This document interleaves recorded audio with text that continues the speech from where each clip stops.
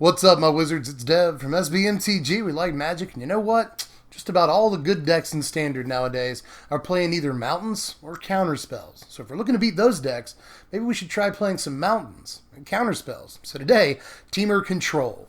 That's right, Temur, of all things. One of the most hated three-color combinations in Standard for a good long while until a few months ago.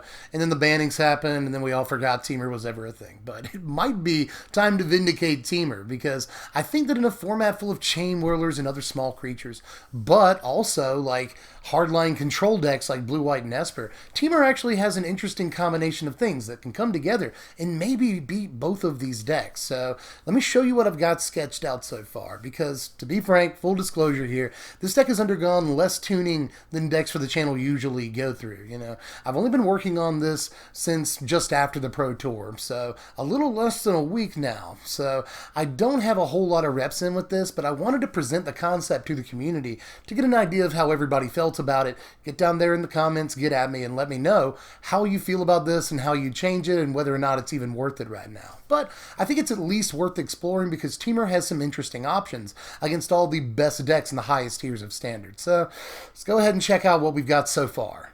Now, when you hear Temur Control, I want you to hear the control part louder than you hear the Temur part. This is actually mostly a blue-red control deck. The green will come a little bit later on in the list, but a control deck has to have a few specific things, among them removal, counterspells, and card draw. So let me go ahead and show you what we're doing here, starting with the 4 copies of Abrade and the 4 copies of Harness Lightning.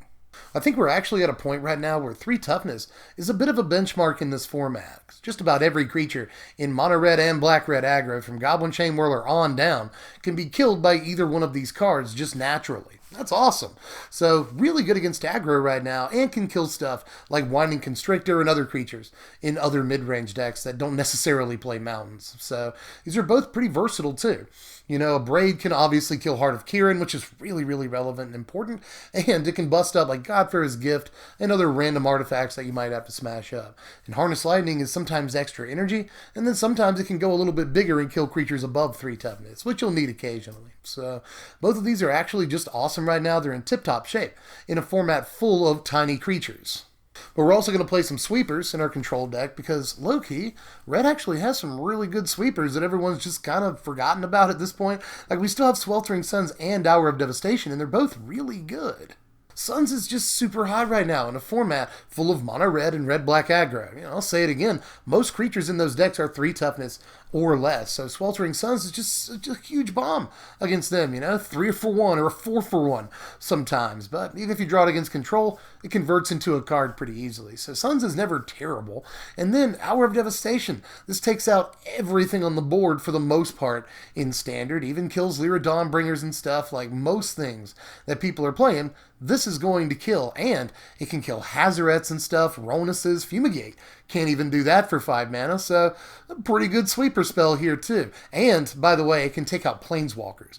It's important in a format full of Chandras and Teferis and Karns. There's a lot of Planeswalkers running around right now, and this can take those out too, so it's not completely dead against decks that play Planeswalkers like Teferi, like Control does. So even Game 1 against Control is a pretty potent card for taking out the most important card in their entire deck. So Hour of Devastation is actually really good right now too, and I think people might be sleeping on it. But we also have to run some counterspells if we're going to be a self-respecting control deck. So let's take a look at our counter suite right here. We got 4 copies of Disallow, 2 copies of Essence Scatter, and 2 copies of Syncopate. Now, I like Essence Scatter and Syncopate because these are both early game options for countering creatures and other plays besides that. You know, on the play, Syncopate can counter a Heart of Kiran, which is actually really important. But Essence Scatter is equally as incredible on the play, where it can counter 2-drop creatures from aggro decks. But both of these can easily counter a Goblin Chain Whirler. Any 3, 4, or 5-drop, these will easily take out. Essence Scatter is good whether you get it in the early game or sometimes even in the late game. This can counter top-decked, you know, threats you don't want to deal with, like Hazaret or a Kindling Phoenix. Just as good in that situation late as it is early. And Syncopate actually scales pretty well. We're playing a lot of lands in this deck, so we will more consistently hit our drops, at least statistically. So even very late into the game, Syncopate can still counter spells pretty easily. Bottom line, there are 100 reasons right now why you might want to exile a spell that you're countering. So Syncopate's awesome for that reason too. But obviously the big daddy is Disallow. And I know you've probably bristled because we're playing Sweltering Suns and Disallow. But we actually have access to 18 red sources and 18 blue sources in this deck. So it's relatively consistent to be able to cast either one of these on curve. And Disallow is just the best counterspell in the format and probably in Standard for a good long time. The ability to counter abilities is actually really, really good a lot of the time, but obviously 9/10 of the time we're going to use this as a hard counter starting on turn 3. Disallow is especially good on the play just like our other counter spells, but even on the draw, this is incredible and is great all the way into the late game. But of course, the other thing that a control deck really needs to be able to do is draw some cards. We got to see more cards than our opponent so that we can draw more answers and they draw threats. So let's take a look at what we're doing here. We're going to play 3 copies of Blink of an Eye, 3 copies of Glimmer of Genius, and 1 copy of Search for Iskanta. Now, Search for Iskanta helps us grind in the late game, and we really don't have a whole lot of other tools that help with doing that. In the late game, this is going to get us a lot of card advantage and help find answers that we need. So we got to play at least the 1 Search. This is one of the best card draw engines that we've seen in Standard in a really good long time. As far as Blink of an Eye, I said this card had been impressive the other day, and it has. This thing has overperformed for a lot of people. Not only is this a sort of removal element, kind of a tempo element, that also saves your own permanence when you need it to, but it also replaces itself in your hand, which is amazing sometimes. And it's also a good way in this deck of getting non-creature permanents off of the board and back into our opponent's hand so that we can counter them now that we've drawn the Disallow. And Glimmer of Genius just remains a super solid piece of card draw. You know, this kind of filtering combined with this kind of card advantage, something we don't get to see very often, and it's instant speed, it's easy to cast, just Glimmer of Genius is awesome, and helps us out with the energy theme too. I think it deserves at least a 2 of, but I'm pushing it to a 3 of, because I think we need a little bit more card draw. Now, right about now, you might be wondering, when's the green finally gonna show up? And you're right on time, because we have to win the game somehow. And I actually think that green has 2 really good creatures in this format for doing just that. So let me show you the 4 copies of Bristling Hydra and the 2 copies of Carnage Tyrant. Now, these are our win conditions in this deck. I wanted creatures that specifically could never even be targeted with removal if we didn't let them be targeted with removal. Right now, against red-black, one of the worst things that can happen to you is you play your 4 or 5 drop creature and it immediately gets Unlicensed Disintegration. It's one of the most crippling plays in all of Standard right now because it's so much tempo loss. They effectively time walk you on the most important turns in Standard and bolt you in the face for your trouble, and usually get to swing in, sometimes for Alpha Strike at you. So, Unlicensed Disintegration is a crazy play right now, and I didn't want to play anything that could even be targeted by it at all. Like Rekindling Phoenix might be a good call for this deck. Originally, I had drawn up wanting to play Blaziken, but it too, even if it can come back, can be hit by an Unlicensed Disintegration, or just swatted out of the sky for a turn with an Abrade or a Lightning Strike or something, and that takes a lot of tempo away. I didn't want even the possibility of that happening, and I think these are the 2 best creatures in Standard for keeping that card away from us. Now, against these black-red decks that are really more mid-range decks, you'll have plenty of time to get to your Carnage Tyrant, and it just makes their Unlicensed completely dead. They can't even try to cast it on your Carnage Tyrant. And against the control decks, Tyrant is obviously ridiculous, and all they really have against it is Settle the Wreckage and Fumigate. There's not much else they have that can do bumpkiss about a Carnage Tyrant, so it's a pretty good win condition against both of the best decks in Standard right now, or at least 2 of the top 3 best decks. I'm still not sure Carnage Tyrant is the best option against just hardline, super low to the ground, mono-red aggro, but against black-red and these blue-white control decks, I think Carnage Tyrant is a ridiculous option.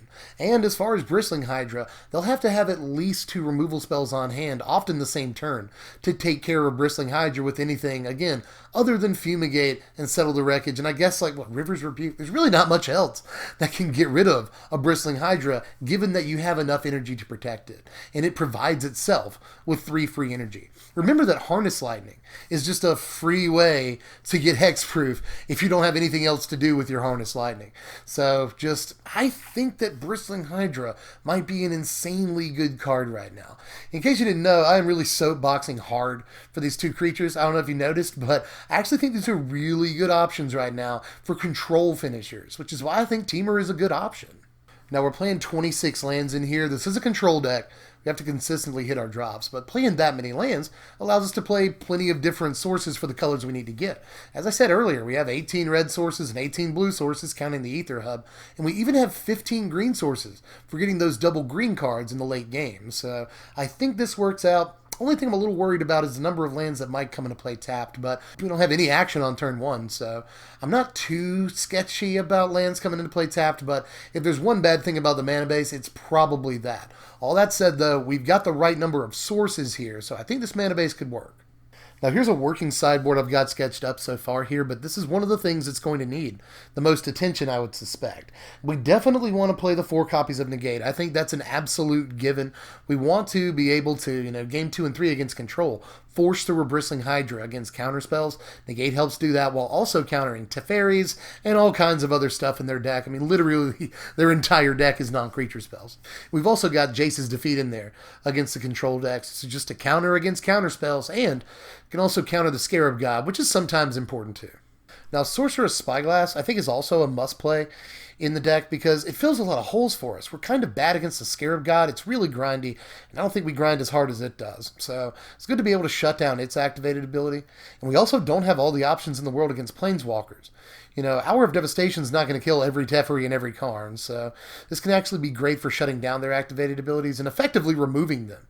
Now, the fight with fire might look a little bit weird, but this is kind of a tech inclusion. This is against control, too, for the most part, because blue-white control will often side in some number of Lyra Dawnbringers in games 2 and 3, because they expect you to sideboard out all of your removal against them. That's when they side in Lyra Dawnbringer. Well, this can take out Lyra Dawnbringer, and even in the late turns, it can sometimes be cast with Kicker to do a bunch of damage all at one time and just put the game away occasionally. So this is good against control for 2 reasons, but this is good against pretty much any deck that has a huge 5 toughness creature that you might want to kill, so keep it in mind. But also, to beat control, we're going to play a copy of Nazahal, the Primal Tide. You may have noticed that a lot of these cards are in here to beat control. That's because we're siding out a lot of removal after game 1 against the control deck, so we have to have enough cards to fill those slots. So a lot of our board is against control. So the Nazahal Primal Tide is just another ridiculous win condition that very often shuts down control decks. I think we should play at least one. Torrential Gearhole can also be pretty good against control in the mid-range matchup. I don't necessarily want this against the aggro decks that play both Abrade and Unlicensed Disintegration. It's not incredibly good against them, but in a lot of mid-range matchups and also against control, again, this can be a fantastic card and another win condition. And probably a little bit disappointing here, but I don't have power rankings for this deck because I don't feel comfortable with doing that yet. Again, I don't have a whole lot of reps in with this thing. This is more of a concept. It's more of an idea that I wanted to present to you and kind of get your ideas about it. Just put it out into the ether and see how people felt about it, So again, I haven't really played enough games with this to be comfortable assigning it power rankings or anything. So I don't want to do that just yet, but I do want to still give my final thoughts on the deck. Now, this deck plays 16 removal pieces, 8 counterspells, and then 6 different win conditions.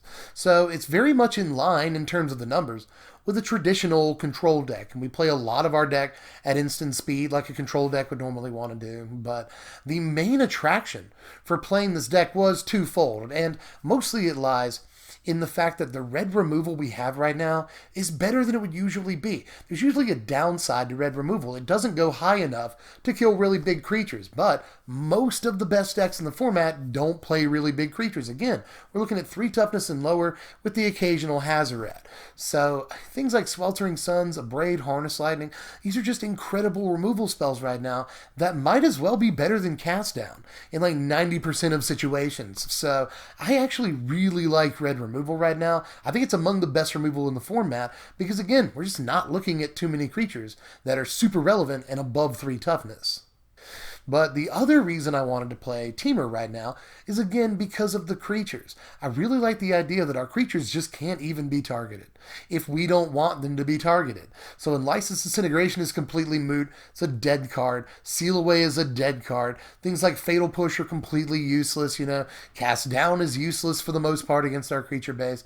I just think that right now these creatures that effectively always have hexproof are just what you want to be doing against the vast majority of decks, because even the aggro decks rely on their removal. Throw in things like Counterspells and Blink of an Eye to deal with non-creature, non-artifact permanents that we usually wouldn't have a whole lot of game against, and I think this is actually a really well-rounded, versatile deck that has a lot of early game plays. Essence Scatter, Syncopate, Harness Lightning, Abrade, Blink of an Eye. These are all early removal or tempo or counterspell plays that could keep us in the game and not let us fall too far behind against aggro decks. I like that a lot about our counter and removal suite. So I actually think this deck has a few things going for it, but now I'm going to turn it over to you for criticism. Now, all of the decks that I do, I turn over to you for criticism effectively, but more so this one than usual. I really want to hear how you feel about this, how we could tweak it, or again, if you even feel like it's worth playing, poke some holes in it. Let me know why this deck is bad too, you know? Like, just let me know some things. Get at me in the comment section. We'll have a discussion about this deck. And as usual, if you wanted to see the entire deck list, or even order pieces of the deck list, or the whole darn thing, just click the very first link in the description down there, and that'll take you over to TCG Player, where you can do all that fast and easy. They help sponsor my content. They are good folks. They treat me well, and they treat you guys well. They're the lowest price online for just about any dang old Magic card you want to find. So click the link in the description. Helps the channel out when you do it. Aside from that, just like this video if you enjoyed the content. Make sure you sub if you haven't done it yet. Hit the bell for the notifications. Core Set 2019 spoilers coming super duper soon. A lot of content aside from that. So join up with us if you haven't done it yet. And also follow me on Twitter, SBMTG Dev, or throw $1 in the Patreon pot if you feel like it or if you can possibly swing it. It helps out so much. I'll leave you a link in the description if you want to help support the channel. And with that, pretty sure I'm tapped out. I'm at your mercy. Let me know how you feel about this concept down there and how we could more fully flesh it out, or if we just should scrap it completely and say screw it and move on to something else. So let me know how you feel about this thing down there, and I'll catch you cats later. I'm Dev from The Place. Thanks for watching, my wizards. Spread love and be kind.